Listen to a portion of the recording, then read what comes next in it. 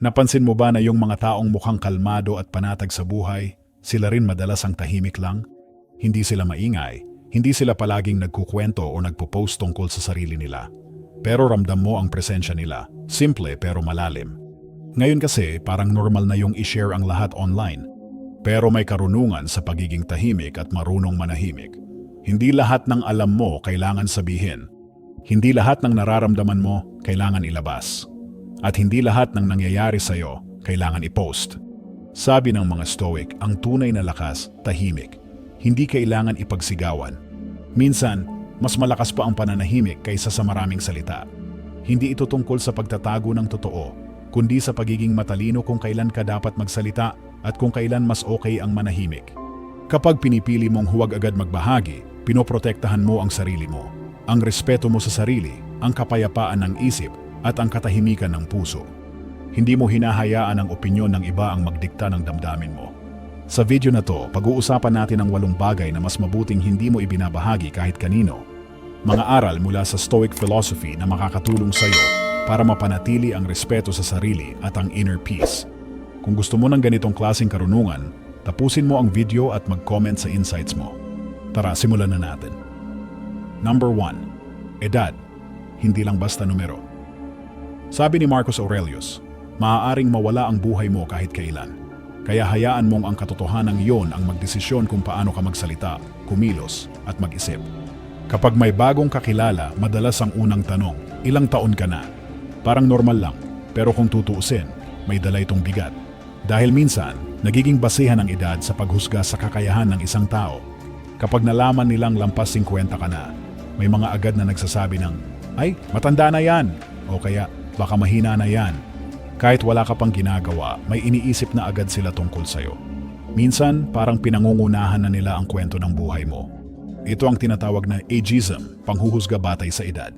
Minsan hindi naman sinasadya, pero nangyayari pa rin. May mga biglang nagbibigay ng payo na hindi mo naman hinihingi. Yung iba, iisipin agad na hindi mo na kaya, kahit kaya mo pa naman. Pero sabi ng mga Stoic, hindi mahalaga kung ilang taon ka na. Ang importante, paano mo ginagamit ang araw-araw mo. Sabi pa ni Seneca, reklamo tayo ng reklamo na maikli ang buhay, pero parang hindi natin ito pinapahalagahan. Hindi edad ang sukatan ng halaga ng tao. Ang sukatan ay kung paano siya mabuhay. Kapag pinili mong huwag sabihin ang edad mo, hindi ito dahil sa pag-iwas. Ito'y paraan para pangalagaan ang sarili, para hindi ka agad lagyan ng label ng ibang tao. Gusto mo na makita kanila base sa karanasan, kabutihan, at talino mo, hindi lang sa numero. Hindi natin alam kung gaano pa kahaba ang buhay natin, pero alam natin kung paano natin ito gugugulin. Bawat araw ay chance para magmahal, matuto at tumulong. Kaya kapag may nagtanong ng ilang taon ka na, ngumiti ka lang. Dahil alam mo sa sarili mo, ang edad ay hindi lang numero. Maliit na parte lang yan ng pagkatao mo. Ang tunay na halaga ng buhay ay hindi nasa dami ng taon, kundi nasa lalim ng karanasan. At kapag pinili mong manahimik tungkol sa edad mo, hindi ito pagtatago, ito ay karunungan. Pinoprotektahan mo ang pananaw mo sa sarili at pinananatiling payapa ang iyong isip. Number 2. Pera. Tahimik ang tunay na mayaman. Sabi ni Epictetus, ang tunay na yaman ay hindi na sa dami ng ari-arian, kundi sa pagiging kontento. Ibig sabihin, hindi mo kailangang maging sobrang mayaman para masabing matagumpay ka. Ang mahalaga, marunong kang makontento sa kung anong meron ka. Pero aminin natin, usapang pera, sensitibo yan. Lalo na kapag may edad ka na. May mga panahong maganda ang takbo ng pera mo. Minsan naman parang kapos. Pero anuman ang kalagayan mo, ang payo ng mga Stoic, panatilihing tahimik ang tungkol sa pera mo. Bakit nga ba?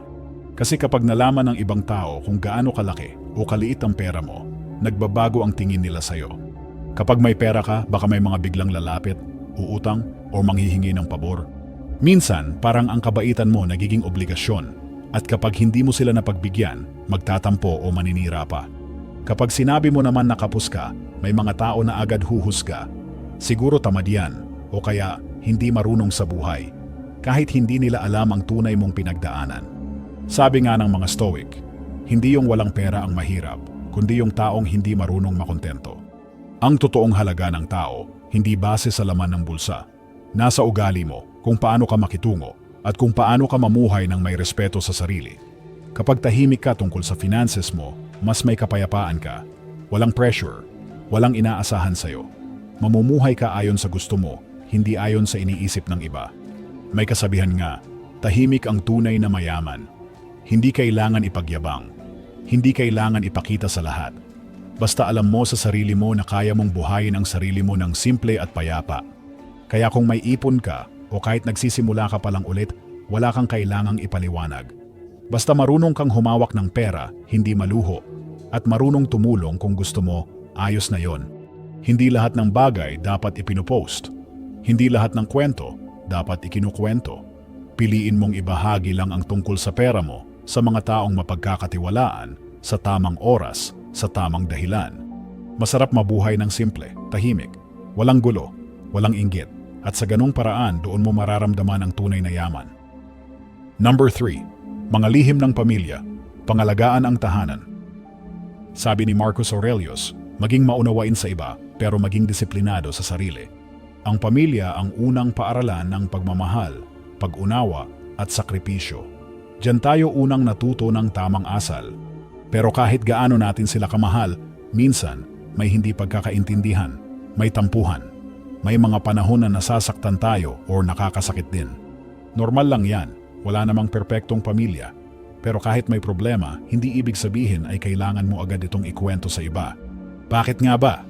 Kasi kapag ikinuwento mo ang away o problema ng pamilya mo sa iba, pwedeng mauwi ito sa chismis, panghuhusga, at minsan, mas lalong gumulo. Yung pinagsabihan mo, hindi naman laging makakatulong.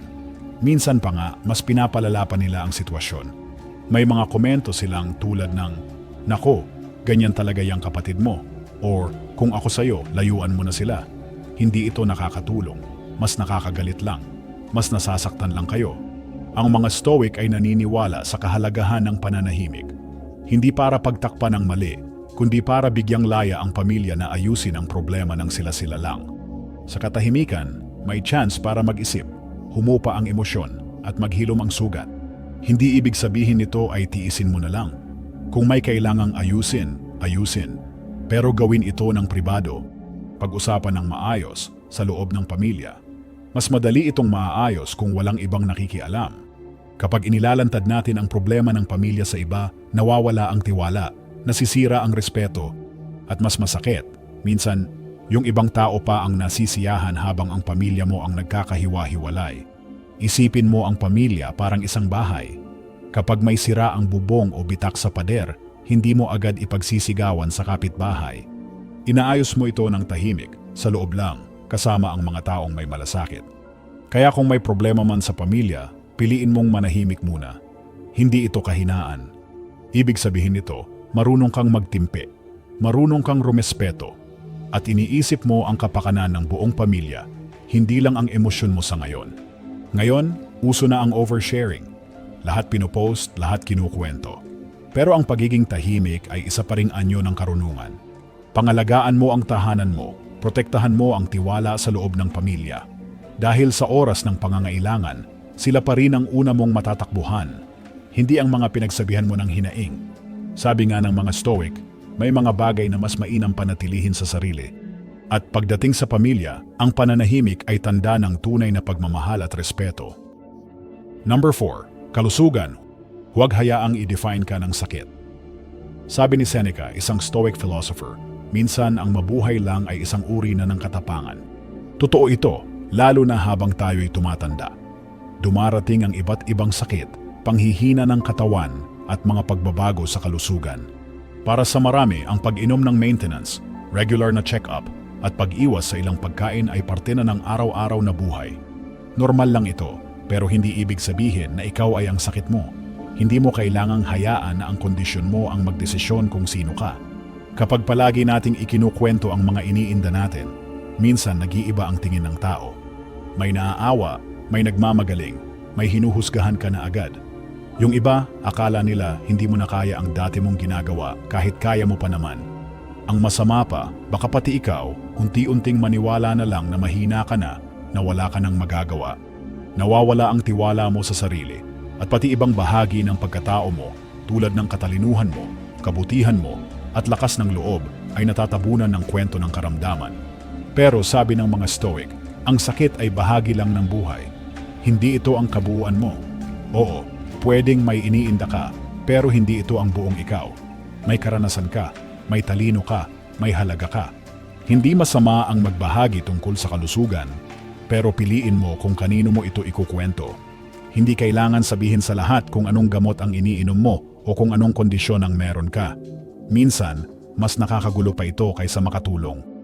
May mga tao na biglang magbibigay ng payo, subukan mo to, o mag-juice ka lang gagaling ka na. Pero hindi lahat ng payo ay akma sa kalagayan mo. At minsan, dagdag stress pa ito. Ang mahalaga, panatilihin mo ang dignidad mo. Ikaw pa rin ang may kontrol kung paano mo haharapin ang sitwasyon. Hindi dahil may sakit ka, ibig sabihin wala ka ng halaga. Ang totoo, ang dami mo pa ring maibabahagi. Karunungan, pagmamahal at inspirasyon. Kung kailangan mo ng tulong, humingi ka, pero sa tamang tao. Hindi mo kailangan i-broadcast ang pinagdadaanan mo. Ang katahimikan, minsan ay nagbibigay ng mas malalim na tapang. Maaring humina ang katawan, pero ang isip at puso mo, ikaw pa rin ang may hawak niyan. Kaya huwag mong hayaan na ang sakit ang magpakilala kung sino ka. Hindi ito ang kabuuan mo, ikaw ay higit pa sa iniinda mo. At kung araw-araw ay patuloy kang lumalaban ng tahimik, kalmado, at may pag-asa, yan ang tunay na lakas. Number 5. Sexualidad. Ang intimacy ay banal. Sabi ni Marcus Aurelius, ang kaligayahan mo sa buhay ay nakadepende sa klase ng iniisip mo. Isa sa pinaka-personal na bahagi ng buhay natin ay ang buhay pag-ibig at pagiging malapit sa isang tao. Pero sa panahon ngayon, marami ang sanay na ikwento ito sa iba. Pinopost sa social media, ikinukwento sa barkada, o pinapakialaman ng ibang tao. Pero ayon sa mga Stoic, ang intimacy o pagiging malapit sa isang tao ay isang sagradong bagay. Hindi ito para ipagmalaki o i-share sa publiko. Dapat itong panatilihing tahimik at pribado, hindi dahil nakakahiya, kundi dahil karapat-dapat itong respetuhin.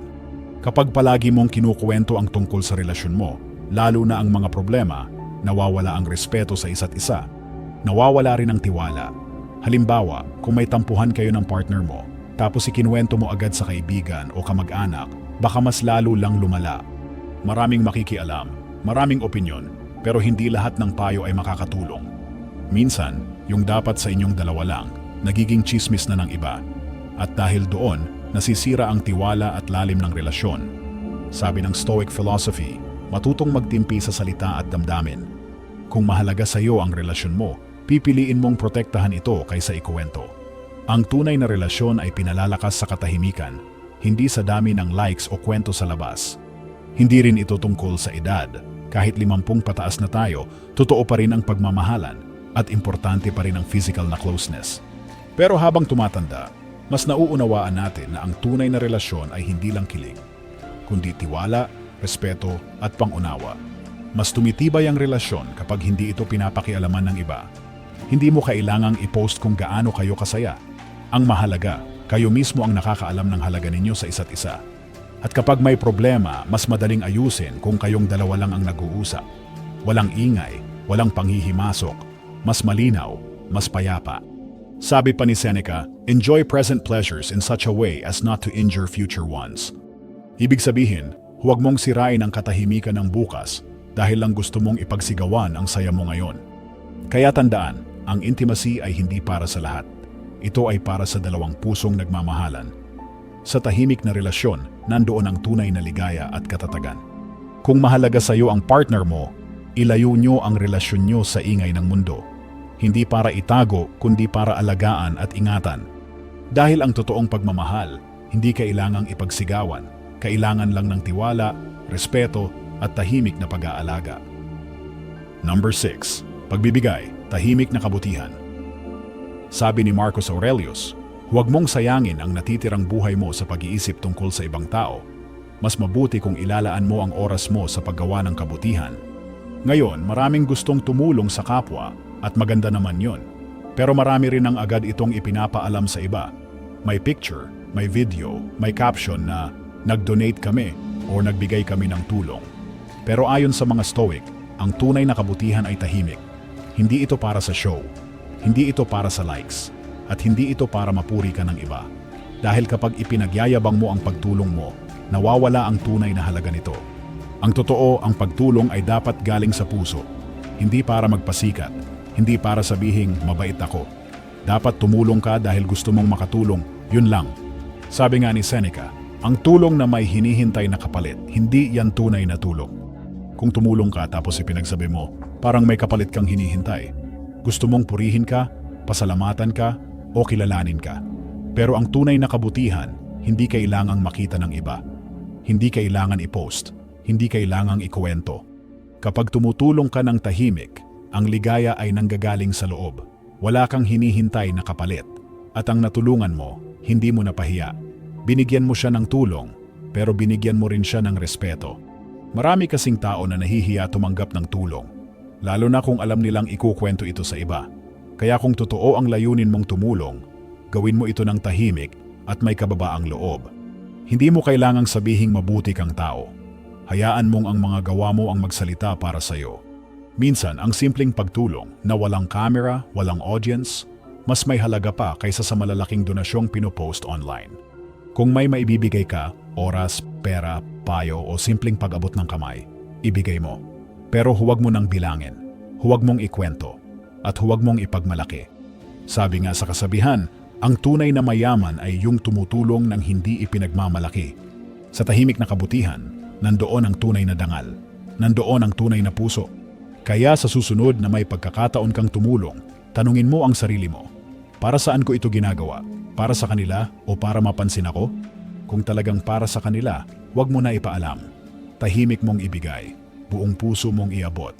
Dahil sa huli, ang pinakamagandang tulong ay yung hindi na kailangang ipagsabi. Number 7. Karangalan, hindi ito kailangan isigaw. Sabi ni Epictetus, hindi ang nangyayari sa iyo ang mahalaga, kundi kung paano ka tumugon dito. Ang karangalan ay isa sa pinakamahalagang bagay na pwedeng taglayin ng isang tao, pero hindi ito kailangang ipagsigawan o ipagmalaki. Kung talagang nirerespeto ka ng ibang tao, hindi mo na kailangang ipaalala sa kanila ang mga nagawa mo. Makikita nila ito sa kilos mo, sa ugali mo, at sa paraan ng pakikitungo mo sa iba.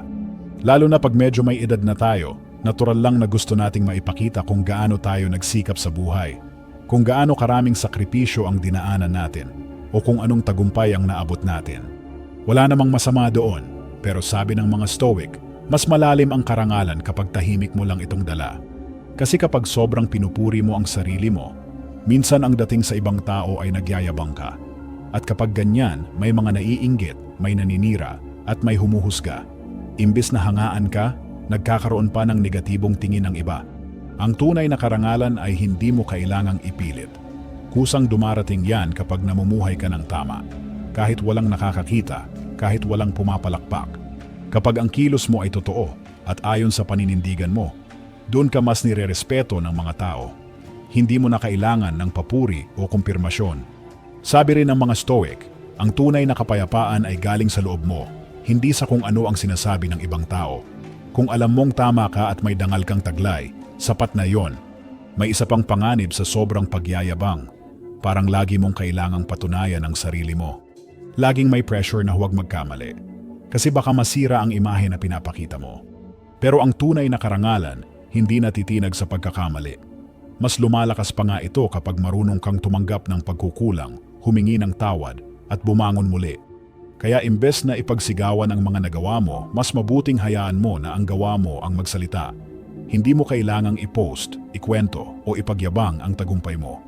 Kung totoo at galing sa puso, mapapansin din yan, kahit hindi mo sabihing ikaw ang gumawa.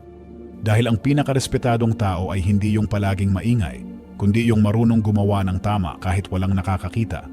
Ang karangalan ay hindi medalya na ipinapakita sa lahat. Ito ay isang ugali na dapat isabuhay araw-araw. At ang mga taong may tunay na dangal, hindi sila maingay. Tahimik lang silang kumikilos pero totoo ang kanilang puso. Number 8. Mga insulto o panlalait, bitawan mo na. Sabi ni Epictetus, ikaw ang may kontrol sa isip mo, hindi sa mga bagay na nangyayari sa paligid mo. Kapag naintindihan mo ito, doon mo mararamdaman ang tunay na lakas. Sa buhay, hindi talaga maiiwasan ang pangiinsulto, panlalait o panghuhusga. May mga tao talagang maninira, magpaparinig o magsasabi ng hindi maganda tungkol sa'yo kahit wala ka namang ginagawang masama. Masakit, oo, pero mas lalong sumasakit kapag paulit-ulit mong iniisip ang mga sinabi nila. Kapag palagi mong binabalikan ang masasamang salita, para mo na ring binibigyan sila ng kapangyarihan sa buhay mo. Tapos na silang manakit pero ikaw, dala mo pa rin yung sakit. Ang turo ng mga Stoic, hindi natin hawak ang ugali ng ibang tao, pero hawak natin kung paano tayo tutugon. Ikaw ang may desisyon kung magagalit ka, haaway ka, o pipiliin mong manahimik at magpatuloy sa buhay. Mahirap ito, lalo na kung malapit sa iyo ang taong nanakit. Pero tandaan, ang tunay na lakas ay nasa kakayahang magpatawad at mag-move on. Hindi mo kailangang gumante para masabing malakas ka. Kapag nagpatawad ka, hindi ibig sabihin ay okay lang ang ginawa nila. Ibig sabihin lang nito, ayaw mo nang pasanin ang bigat. Gusto mong maging payapa. Gusto mong magpatuloy. Hindi mo rin kailangang ikwento sa lahat ang ginawa nila.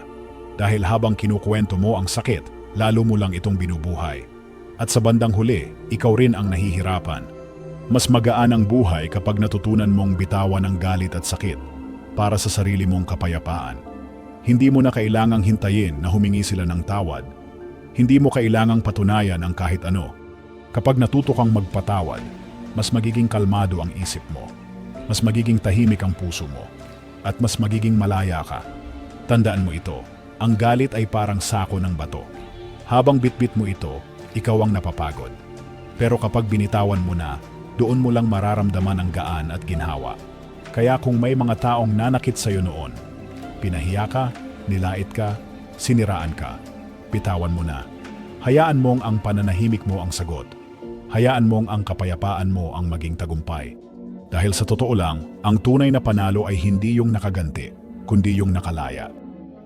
Sa panahon ngayon, halos lahat gusto magsalita, mag-post at ipakita ang buhay nila sa publiko.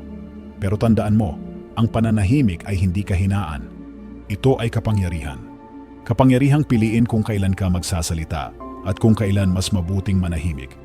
Kapag marunong kang manahimik, napoprotektahan mo ang sarili mo. Napananatili mo ang respeto mo sa sarili, ang dignidad mo at ang katahimikan ng isip mo.